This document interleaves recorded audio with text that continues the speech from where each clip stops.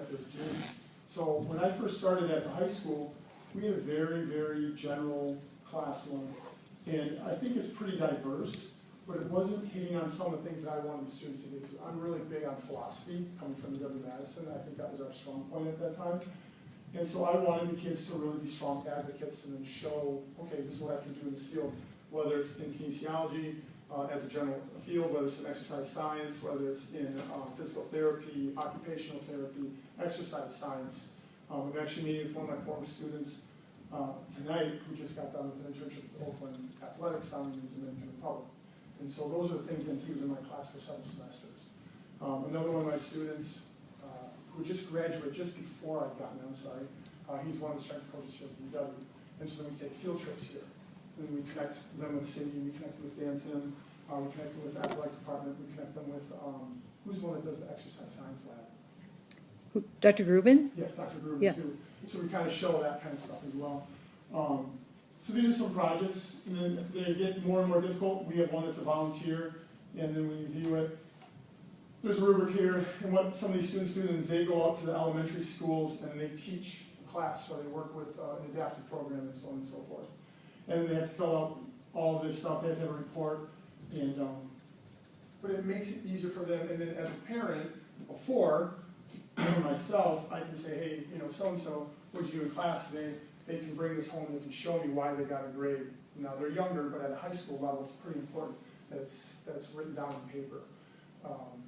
We also do a field trip to some fitness facilities, and so we do a comparison. We go to boulders, we used to go to the YMCA's, we go to Princeton Club, they let us come in for free for an entire afternoon, 50 kids, and we just kind of tear loose, we don't pay anything, it's pretty cool. And then they have a project with it. And so in addition with that field trip that we do with Cindy, then they go and they tell me why would they want to choose one facility over another.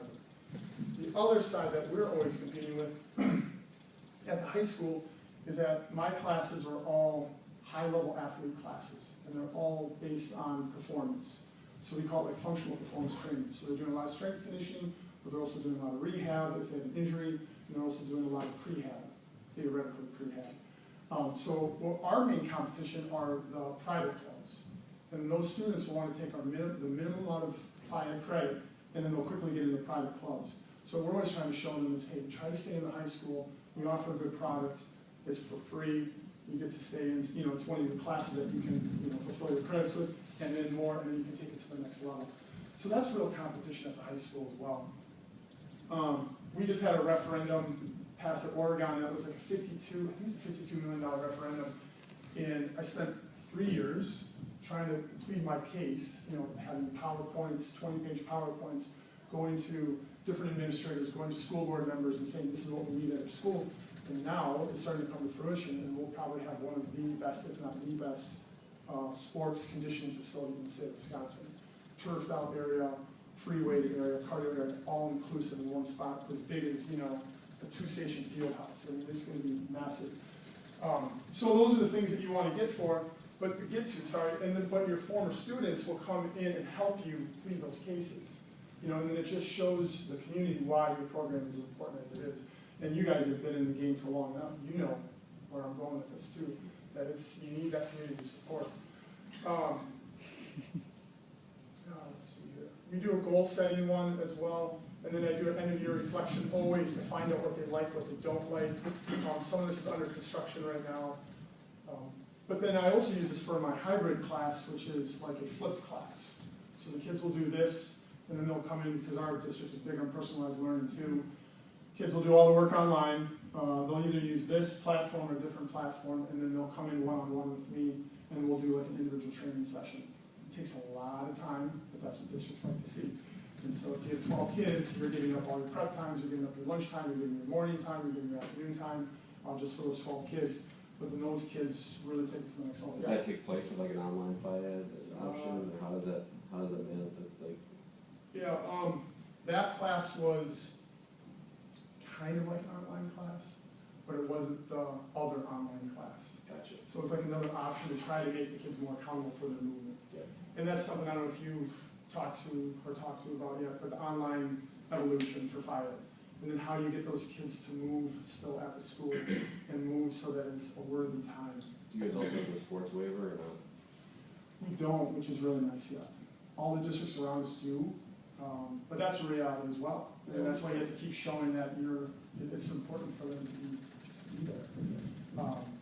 So then the other part is passionate. I mean, every student teacher that comes through with me, I put them through the burners basically, and I say you have got to be passionate about this field. If you are not passionate, parents see that, kids see that, and your numbers are going to go down right away. And it doesn't have to be that you have to be a stickler with the students. I'm not saying grading and super hardcore or anything like that, but you've got to let them know that, hey, this is who I am, and I want you to follow suit and find something that's good for you too.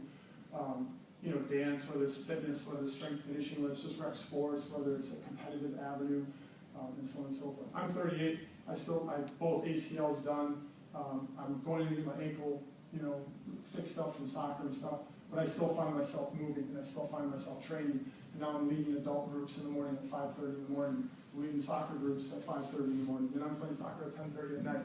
In addition to coaching my 4 kids, in addition to coaching 3 teams, in addition to teaching. So it's like it's got to be you. And then that's the only way you're going to really, really enjoy yourself, because there are days when it's not enjoyable. When an administrator is after you about something that you need to do, or the grading, you have a parent that's upset because they don't want to believe that their son is not doing anything. And so it's, if you're passionate and you have paperwork and everything, you're going to be good. When you do the flipped classroom, how much time would they spend on their own? They just had